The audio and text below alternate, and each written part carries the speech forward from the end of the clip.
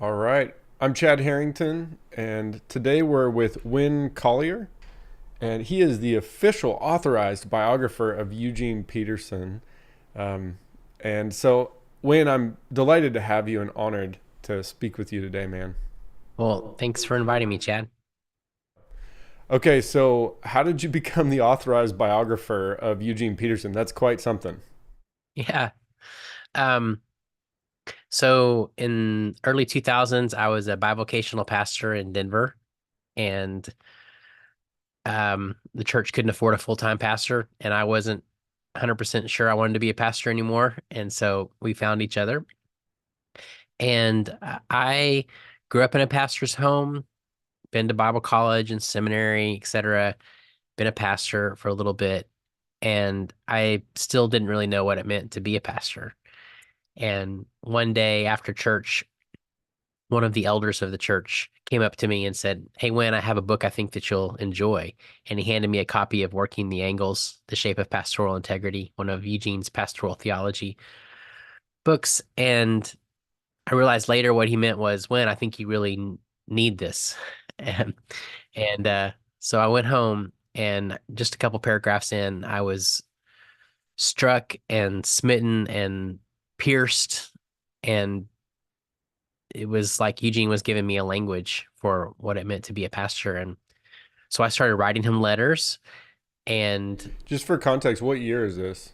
um let's see. Well, the year I read Working the Angles was probably 2001, 2000 or 2001. And then I probably started writing him letters 2003, 2004, something like that. And was a little shocked when he wrote me back, and I thought I was something special until years later I had thousands and thousands of letters strewn about me. And I thought, man, I wasn't special at all. And how in the world did this guy answer all these letters? So we just began to write. I met with him a couple times. In 2018, I went to visit him, and saw he and Jan in Montana. And on the way back, I was just aware that his health was starting to decline. And I thought, someday somebody's going to write his story. And I had two thoughts. The first one was, I'd love to do that. I mean, just as a writer, like that would just be a beautiful thing to get to do. But the second thought I had was, I hope that whoever does write his story can give us more than sort of the details of his life, but can allow us as readers to encounter something of who he was, what it was like to sit in a room with him, because that was really where the beauty was. And I was telling one of my best friends, and he said, well, and he's an editor at a publishing house, and he said, well, you should you should tell Eugene. And he had worked with Eugene on a book or two, and I said, well, Eugene does not want a biography written. And he goes, I know, but you should still tell him. You'll be mad at yourself that you didn't. So I wrote him a letter. There was a Scottish pastor named Alexander White in the 1700s that um, his son-in-law had written a biography of him, of Alexander White. And Eugene kept this thick volume close to his desk during most of his ministry, read it multiple times, and said that this Alexander White is how he learned, well, the best model he had received of how to be a pastor. And so I said I would like to do something like that for my generation. And he called me up, his raspy voice, and he said, Win, tell me about this. And so I just walked him through it again, and I could just hear it in his voice, like he was not interested. And I said, Eugene, does this idea make you tired, or does it give you energy? And he said, Oh, Win, it makes me tired. And I thought that would just be the end of the conversation. But for some reason, we kept talking. And about 5 minutes later, he said, Win, I think I have energy now. I think you're supposed to do this. So he and Chan just opened up their life and their resources, their, journals and letters, and uh, lots of time spent with him interviewing in their home in Montana. And it was about a 3.5 year project. So Yeah, so it came out in 2022. And when did you finish the manuscript? let's see. It actually came out in 21, I think. Amazon's telling me a different story. So for reference, Oh, for those looking, it's called A Burning in My Bones. Yeah, so it came. Maybe Amazon just got a little off, but you might be looking at the paperback. I'm not sure. Um, or I may be remembering wrong, but um, I think I finished the manuscript in 20. Um, yeah, I think 20 is when I finished it. And I'm pretty sure it came out in 21, but it's possible that I'm, brain dead. well, congrats on that, man. I love the story, and just for a little context for the audience listening to this, Winn got a PhD in theology, at the intersection of theology and literary fiction. So it's really neat that, and you're a professor now. Is that correct? I'm at Western Theological Seminary, right? Yes. Yeah. So, and really, it sounds like you got triangulated, and you're like, someone needs to write this. Wait a minute, I am that person. Was that the kind of moment for you? Like, was it on the phone with Eugene where you're like, this is what I need to do? Um, I don't know about the need to do. Before that, it was just desire when I wrote in the letter, and then I think I just didn't expect it because I knew Eugene wasn't interested. It took his publisher and agent years to get him to write his memoir. I just biography of himself is just not something that interested him. So I just fully expected a no. But there was a moment in the conversation where my jaw dropped and I thought, this is going to happen and I'm going to be writing this. And then I was like, oh, stink. Now I'm responsible for this. Yeah, it's a bittersweet moment, and it was probably a wait at the time. But did that happen in 2018 or 2019, where you So got that would have that been that would conversation? that would have been 2019. Okay, so you wrote that quickly. Uh, you know, um, yeah, maybe it was 2018. Now you're making me second guess my dates. It was about a 3-year writing process. So I think I started in 2018 and then I finished in 21. Yeah, that's awesome, man. Well, you had access to these letters. You said thousands of letters, and I was talking with David Zimmerman and Rick Christian. So Rick Christian is Eugene's agent for the message, and David Zimmerman now works for Nav Press and worked on the revised version of the message in the 20 teens. And I think it was Rick who mentioned that you had access to certain aspects of Eugene's life. I mean, you've sat down with him, you've written to him personally, but you also had access to, I guess you could call it the archives. So, what did that provide? What kind of insight into the creation of the message and his heart, Eugene's heart, going into the message and writing, translating it and publishing it? What insight did that unique access give you? Yeah. Well, the most unique part of that was having access to his journals, through 3 decades of journals and just things that even his kids hadn't read. And Had had anyone read them? I don't think so. Jan, I do believe had read sections of them. I'm not sure she'd ever read all of them herself. So there was definitely, and that was a place. I mean, Eugene was a very private person, a very interior person, and his journal was the place where he bore his soul. I think outside of his spiritual director, that would have been the place where he most just was the most unvarnished, and um, so it was quite beautiful. Him describing the process of the message at times and just where he was really struggling and how hard it was, and then things where it felt like the spirit was just enlivening the work and his efforts, um and describing just this spiritual encounter that this wasn't, and I think that's something that he felt like a lot of people misunderstood, that he wasn't just translating the Bible, but he was having an encountering with the living Christ in the text as he was writing, and he was then putting this on paper, and so it was this heuristic work of encountering Jesus and working with language and bringing all of his immense linguistic skills that he'd been trained in by some of the best, voices and scholars, and then being a pastor and letting that live on the page, and such a deep respect for what it means for the living Spirit to be speaking through His Word, and so I just I think just hearing his heart in all of that was really beautiful.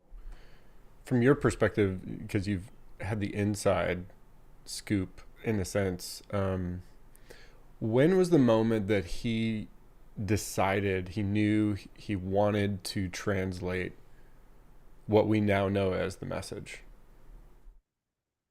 Um, well, in your conversation with Rick, did y'all already talk about sort of the background of how this came to be to begin with?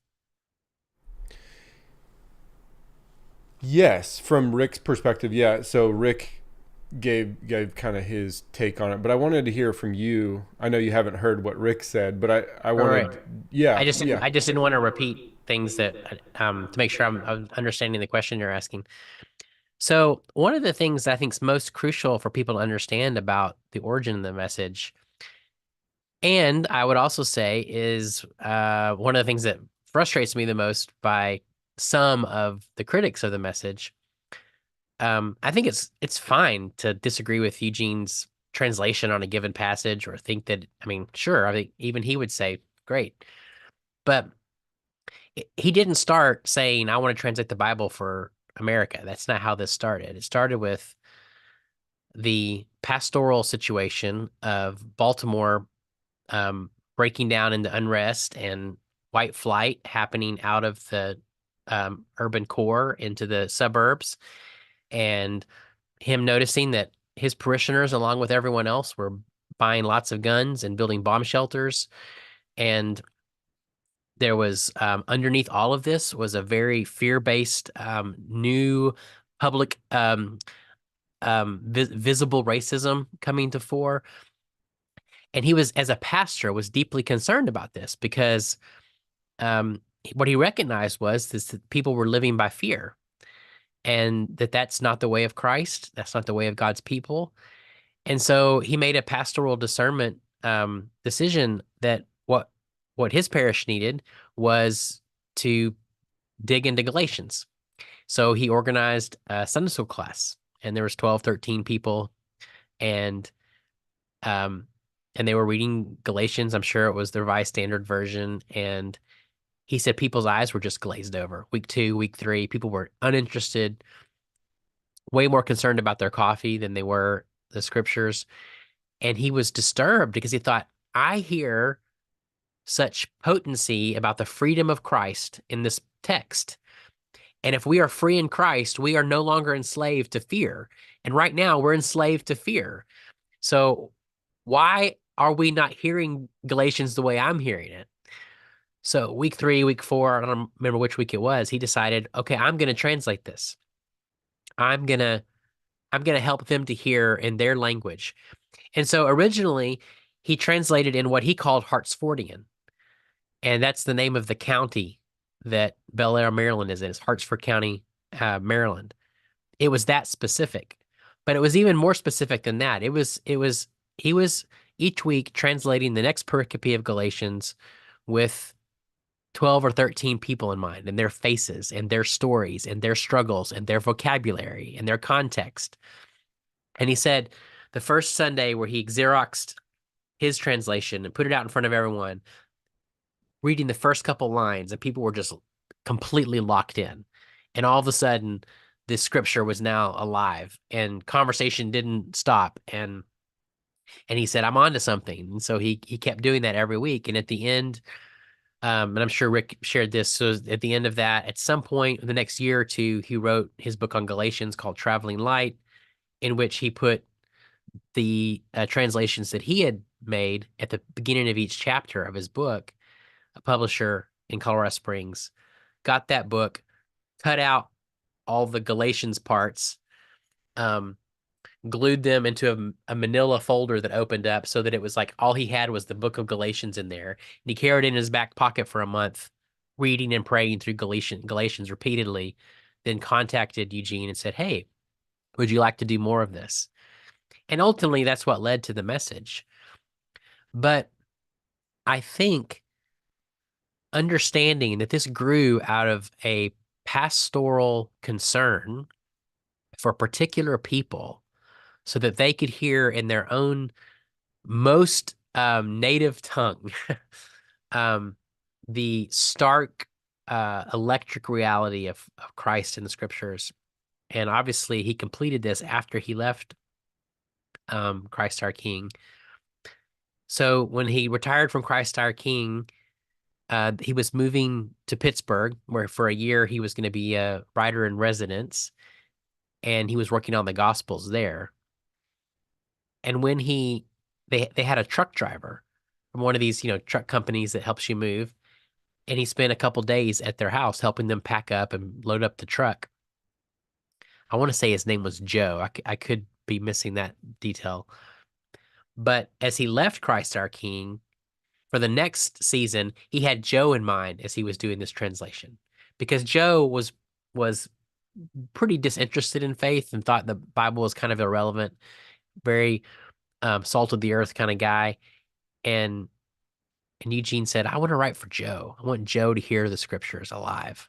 And so I just think that makes immense difference. This wasn't a marketing sort of move on, Eugene thinking, hey, what could sell in this market today? A new translation of the Bible.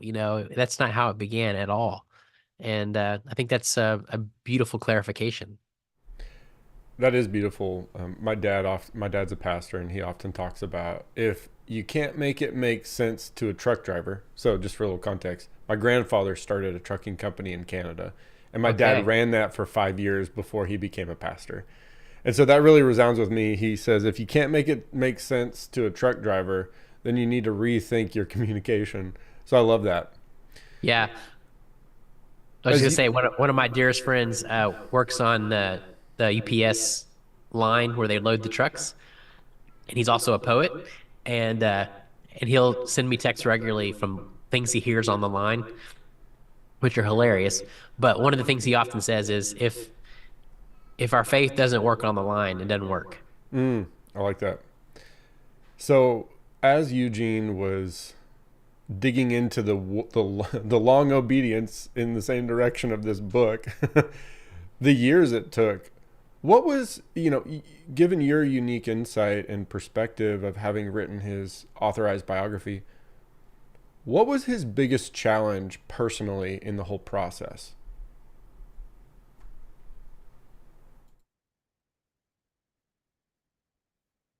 I think I would probably say those stretches where it felt like it wasn't working and it was just lifeless. He was having that early on in the Gospels, particularly in Matthew. So he had retired from Christ our King. He had moved to Pittsburgh Theological Seminary with the idea in mind that his next season of life was completely committed to this Bible translation work. And then he began to flounder because it felt lifeless and dead to him. How old was he, by the way, at that point in his life? Oh man. It's- Ballpark. Yeah, I'm not trying yeah, to I want to put I you on want the to say spot. mid 60s. Um but it's when he hit the Sermon on the Mount. He remembered the day sort of rushing in to where Jan was. I think she was folding some clothes from the dryer. And he said, "Can I read this to you?" And it's like it came alive again for him. So I think it was those stretches where, like pastoral work, like being a parent or a husband or wife or any vocation, where it just feels monotonous and like there's nothing happening, nothing there. You're second guessing what you're doing. But he would just keep putting one word in front of the other. How did he translate it? Like, what did that look like on a daily regimen? So, he was kind of in the trenches, and then he comes in and talks to his wife, and finally he hits the Sermon on the Mount, and that revives him, I think is what you're saying. Yeah. But what did his actual process look like on a day-to-day basis once he Yeah. had left Christ our King? Yeah. I mean, he was a very disciplined person. Um, I probably would have to go back and review his journals to remember explicitly. But in my memory, it was rising early each morning, which is what he did as a pastor for 29 years. He was up very early. He'd usually spend an hour or more praying the Psalter in contemplation. Then he would spend another, I don't know, 30 minutes or an hour reading commentaries, scripture. So he did a version of that, and then he was off spending the best of his morning hours just doing knee deep in translation work. Ultimately, when he would finish, I don't know if it was by section or when the whole book was finished. Probably, I think it was by sections, but he had linguistic experts and theological experts, language experts primarily, who were consultants at each step along the way. So he'd pass them off to these consultants, and they would give feedback and that sort of thing. I've always been really curious when I'm deep into the Old Testament. And, I've studied Hebrew at an intermediate level, and I've wondered, like, how did Eugene handle these rare words, the hapax legomenoi, and all these like wild, like where no one knows ultimately what that Hebrew word means. I mean, was he looking at the Hebrew and the Septuagint, and like how how much would he press on these difficult to translate words? Yeah, I never asked him that explicitly, so I couldn't say for sure, but I know that he was intrigued by those questions, and he was bookish fellow, so my instinct would say, I mean, he was those were moments of real joy where he would get to dive in and sort of throw things around and pull out his some of his books that he hadn't used since he was, at Johns Hopkins doing doctoral work, which he never completed. He finished all his coursework, but he never finish his dissertation. So Oh, do you know why he didn't? he well um his supervisor retired. He was invited to go and study with Childs, who was really the preeminent, Semitic scholar at the time, and offered a nice stipend. I think it was that moment where he started realizing he was called to be a pastor. And so he made the decision to go back to New York, and he taught Greek as part-time professor and was ordained in the Presbyterian Church and started his pastoral vocation. Wow, I didn't realize that he had an invitation to study with Childs. That's incredible, and he turned that down, kind of like he turned Bono down. Yeah, that's right. Yeah. So it is kind of funny. Every once in a while, I'll still hear an interview or something they'll refer or introduce him, or an old one, or they'll refer to him even now as Dr. Peterson, but he wasn't Dr. Peterson. He was just Pastor Eugene. Maybe his dissertation was The Message. Yeah, maybe so. Yeah. What else do you want to share about? I'm really curious about the archives, like going through his journey. It may not be directly correlated with The Message, but the person of Eugene. What stood out to you most by just for you? You've read a lot of his books, or you may have read all of his books, but as you dove into these like yet to be read archives, what spoke to you that you would love to share with people? And obviously, I refer people to A Burning in My Bones. I'm sure that that's where you disclose a lot of this. But just for those who haven't yet read your biography of Eugene, share with us a gem or two from your study and your work as you wrote. Yeah. Two things just popped to mind. One is I just think it's funny, and it's in keeping with this conversation around the message. So obviously, it was a beloved translation. I think it sold at this point over 21 million copies or something like that. But it was also reviled and you know hated. Oftentimes, I think the most vociferous of those really didn't understand what he was doing or what he was up to. But at some point, um, he just got sort of tired of the the long letters from concerned Christians wanting to correct him on whatever, you know. And one letter he wrote back to a fellow, he said, um, I would love to, help you and answer your questions, your concerns, but I think for us to have a meaningful conversation, I'll need you to go spend 3 years in Greek and then another 2.5 to 3 years studying Hebrew. And then we can begin to have a really meaningful conversation about some of these choices that I made. But the problem is I'll be dead by then. So probably not worth your time. You know? Oh my gosh, that's incredible. Yeah. And it sounds like he was the kind of man who was pure in heart, where he actually meant exactly that. He wasn't trying to be mean. He was like, no, literally, that's what we need to do to have this conversation. Is that right?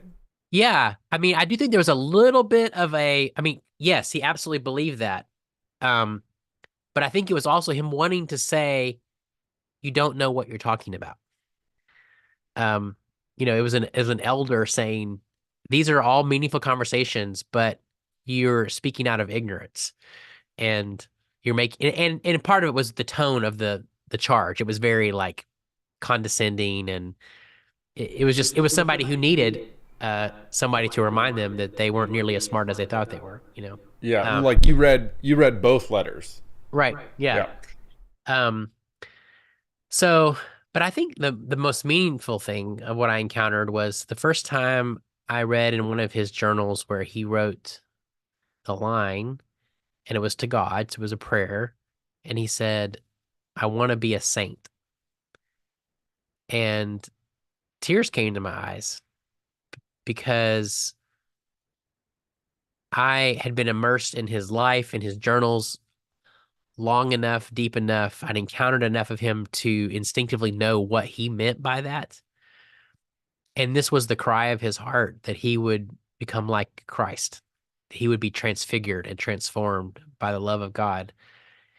And it was startling in some ways how often he wrote that in his journal. It was over and over again.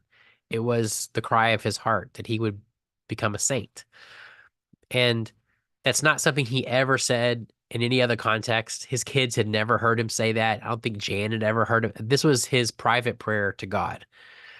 Um, and what he meant by saint, and obviously there was a moment where early on I kind of wanted to work that into the title of the biography, but I knew I couldn't because I knew in our moment that would be completely misunderstood, because toward the end of his life in an interview, Eugene was asked um, the question, what do you think a saint is?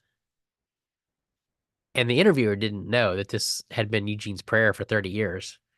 But I'd read this now in his journal, and so my ears perk up. I'm like, yeah, what explicitly do you mean? Even though I think I understood, but I wanted to hear it come out of his mouth. And he said, well, the first thing is, I think the question was, how do you know when you've met a saint? I think that's it.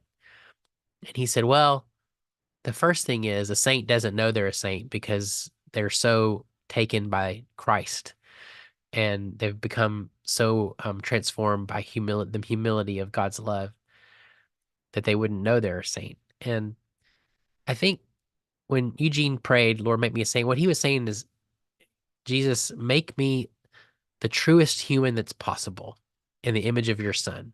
Make me that kind of person. Because the other thing he said over and over again, and he did say this publicly, is how much he wanted to be a congruent person.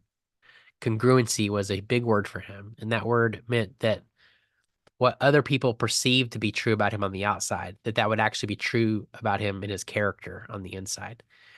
And I think that's why he was so concerned about much in North American Christianity that's overtaken by power and prestige and platform and um, ambition, a false kind of ambition, is that it was so at odds with the core sense of our character being transformed to become like Christ. And so that was the cry of his heart. And I think it was a genuine, genuine prayer. Man, thanks for sharing that. That's really encouraging. A lot of people talk about, integrity or purity, but his word was congruence. And so what you're saying is he basically said you can tell someone's a saint. They may not know it, but they're really congruent. What's true on the outside is true on the inside, and what's true is their Christ likeness. Yes, and I think for him, one of the first inklings of that is genuine, deep humility. Not false humility, um, not pretend at humility, but like the deep transformative work of humility. Well, man, is there anything else you want to share? No, I'll just say to anyone who's listening, if you haven't encountered Eugene's life and witness and work, I would encourage you to pick up something that he's written. Um, I think he's in an age where we are desperate need for trustworthy um, voices that Eugene's one of them. And doesn't mean you have to agree with him about everything, but he's trustworthy and he knew Jesus. And one more question that I just thought of. If someone is still apprehensive about using the message in their personal devotions or in their teaching or preaching, what would you say to them, having journeyed with Eugene's works and even Eugene as a person? What would you say to them to encourage them? Yeah. Well, you know what's interesting is Eugene actually didn't love the idea of the message being a pulpit Bible.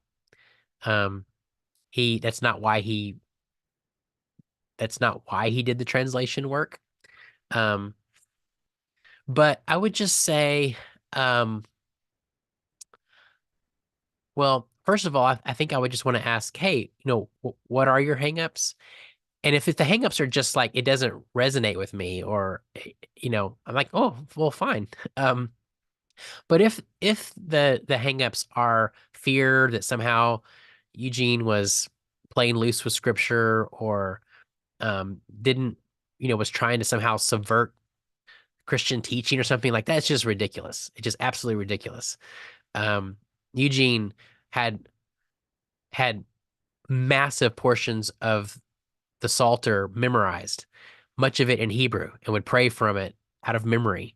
I mean, this is a person who had devoted his life to scripture. And so I think it's a wonderful tool and a wonderful conversation partner as we're wrestling with difficult texts to have another faithful voice give us a possible way of hearing and understanding what God's voice might be saying to us in a given moment. Well, Win, thanks so much for spending time with us and sharing your heart. It's been a delight to hear about really kind of more about Eugene. There's the message, but then there's the man behind the message. And I just want to encourage everybody, check out Winn's book. It's called A Burning in My Bones. It's the authorized biography of Eugene Peterson, who translated the message. Thanks so much, Winn. And I'll stop the streaming